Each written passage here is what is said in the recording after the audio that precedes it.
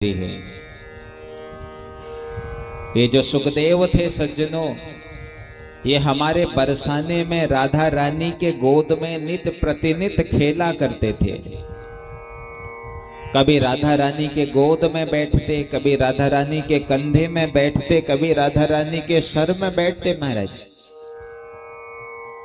और सज्जनों, ये राधा रानी अपने हाथों से नित प्रतिनित इस सुखदेव को कुछ ना कुछ खिलाया करती थी।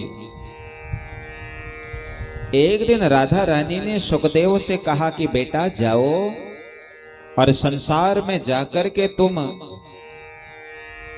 मेरे नामों का गुणगान करा करके आओ।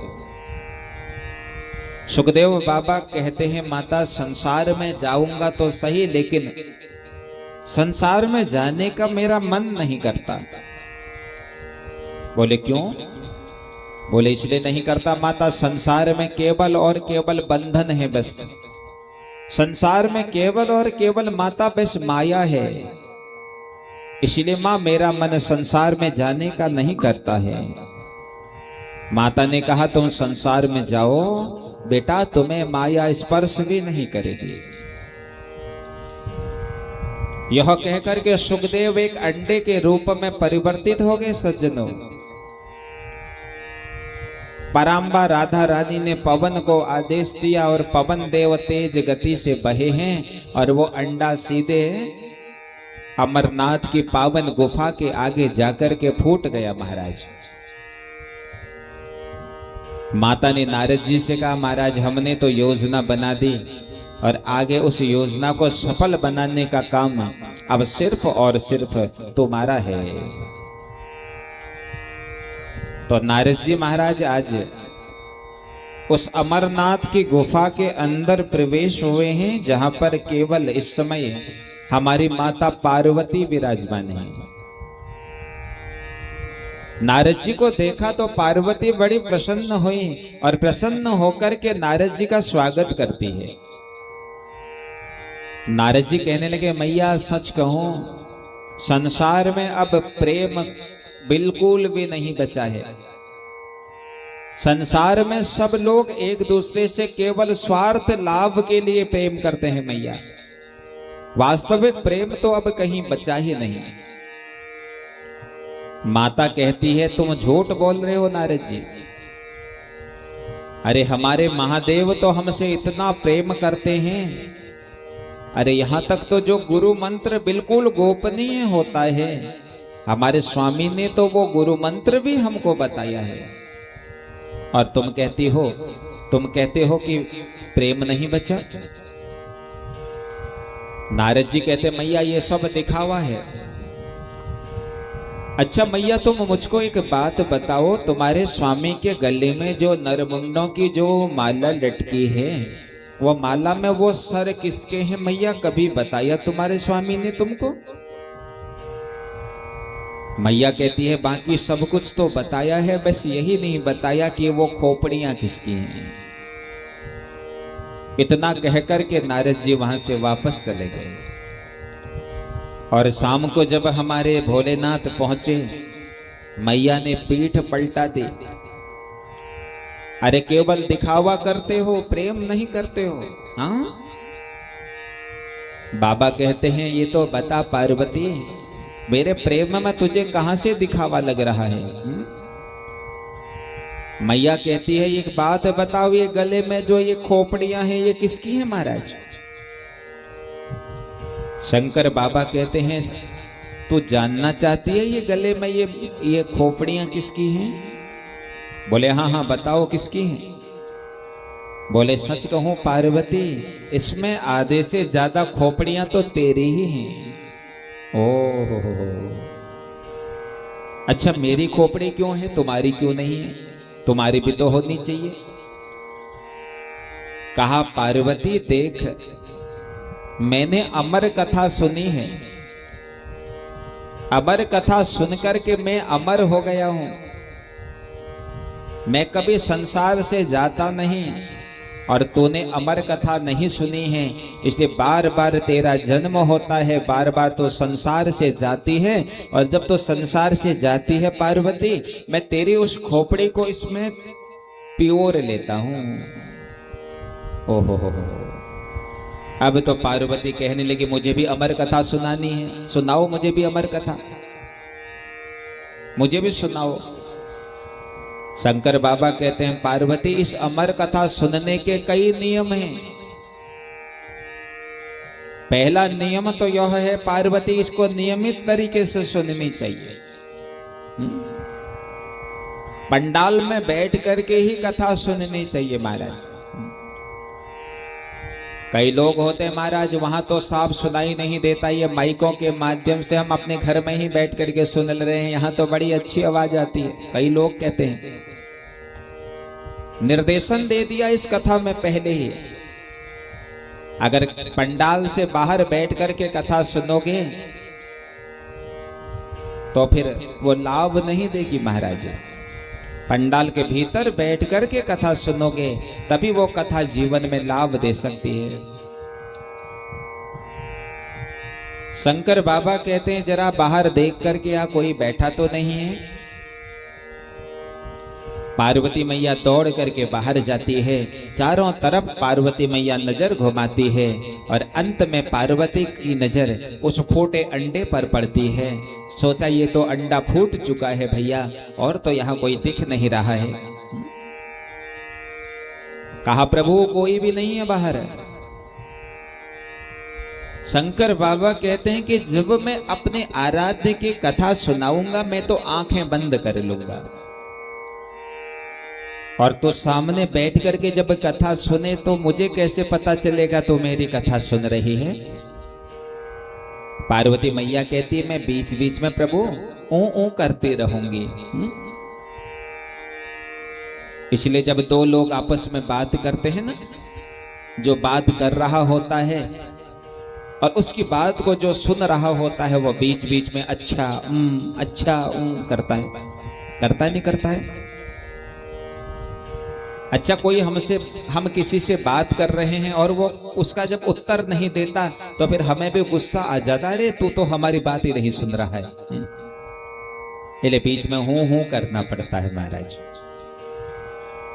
मैया ने कहा ऐसा है कि मैं ऊ करती रहूंगी, तुमको पता चल जाएगा मैं कथा सुन रही हूं। हमारे बाबा ने ध्यान लगाया और प्रेम से भगवान की पावन कथा को सुनाने लगे महाराज। पहले दिन की कथा विराम हुई है, दूसरे दिन की कथा विराम हुई है, तीसरे दिन की कथा विराम हुई है। यहाँ माता पार्वती कथा सुनने लगी है और वहां महाराज वो जो फूटा अंडा था वो भी कथा सुनने लगा। धीरे धीरे शरीर का निर्माण होने लगा बंधुओं। और जैसे ही चौथा दिन प्रारंभ हुआ, सप्तम गर्भ तक की कथा माता ने सुनी है, और जैसे अष्टम गर्भ में भगवान का प्राकट्य होने ही वाला था, पार्वती मैया को नींद आ गई और अष्टम गर्भ की कथा सुनकर के हमारे जो सुखदेव बाबा थे उनके भीतर प्राण आ गए महाराज। अब तो मैया सो गई। अंदर से जब ऊ की आवाज आनी बंद हो गई तो सुखदेव बाबा सोचने लगे कहीं ऐसा ना हो शंकर बाबा कथा सुनाना ही बंद कर दें। तो सुखदेव बाबा ही बाहर से ऊ करने लगे महाराज। शंकर बाबा को लगा मेरी पार्वती कथा सुन रही है, लेकिन पार्वती तो सो चुकी थी। बाहर वह तोता भगवान की कथा सुनने लगा। और सज्जनों, जब पूरी कथा विराम हो गई, हमारे शंकर बाबा ने कहा कृष्णचंद्र भगवान की। उतने में ही पार्वती की नींद खुल गई। अरे महाराज, अष्टम गर्भ के बाद क्या हुआ? शंकर बाबा कहते हैं क्या तूने कथा नहीं सुनी? अरे मैं तो पूरी कथा सुना डाली है। पार्वती कहती है जैसे ही अष्टम गर्भ की कथा शुरू हो रही थी मुझे तो नींद आ गई थी प्रभु। और अगर तुझे नींद आ गई थी तो इस कथा को कौन सुन रहा था? कौन इस कथा को सुन रहा था? और जैसे ही बाहर नजर पड़ी महाराज, एक तोता बिल्कुल तरुण हो गया है और हमारे बद्रीनाथ की तरफ वह तोता उड़ने लगा महाराज। पीछे पीछे भोलेनाथ हाथ में त्रिशूल लेकर के जा रहे हैं। ये तोता बद्रीनाथ पहुंचा, हमारे शंकर बाबा इस तोते के पीछे पीछे बद्रीनाथ तक दौड़े हैं और बद्रीनाथ से 4 किलोमीटर आगे जो मणा गांव है, उस मणा गांव की तरफ यह तोता उड़ने लगा। और मणा गांव में हमारे व्यास जी की सुंदर सी एक कुटिया है महाराज। सम्यप्रास्त नाम का आश्रम है। सामने माँ सरस्वती, माँ गंगा, माँ यमुना कलकल निनाद के साथ बह रही है। इसी सम्यप्रास्त नदी के पावन तट पर बैठी हुई व्यास जी की पत्नी माता बिटपा देवी को उसी समय अंगड़ाई आई महाराज। अंगड़ाई आई और अंगड़ाई आते ही मैया ने अपना मुख खोला और यह तोता माँ के मुख के रास्ते माँ के पेट में चला गया, माँ के गर्भ में चला गया। बोलो भक्त वत्सल भगवान की। माँ के गर्भ में चला गया। बाहर शंकर बाबा कहते हैं कि माता तुम्हारे गर्भ में मेरा शत्रु चला गया है। माँ कहती है तुम्हारा कौन सा शत्रु प्रभु? भगवान कहते माता उसने कथा सुनी है। माता कहती है शास्त्र तो कहते हैं जो तुम्हारी कथा सुन लेता है वो तुम्हारा शत्रु नहीं, तुम्हारा भक्त होता है। शंकर बाबा कहते हैं माता भक्त वह होता है जो नियमित तरीके से कथा सुनता है, उस कथा को जीवन में धारण करता है। और जो बिना नियमों के कथा सुनता है वो फिर शत्रु ही कहलाता है। तुम्हारे गर्भ में प्रवेश हुआ है, उससे बाहर निकालो। माँ ने कहा मेरे गर्भ में चला गया तो मेरा बेटा हो गया महाराज वो। और अपने बेटे की रक्षा एक माता किसी भी स्थिति में, किसी भी परिस्थिति में करती है। इतना कहकर के शंकर बाबा तो वापस चले गए।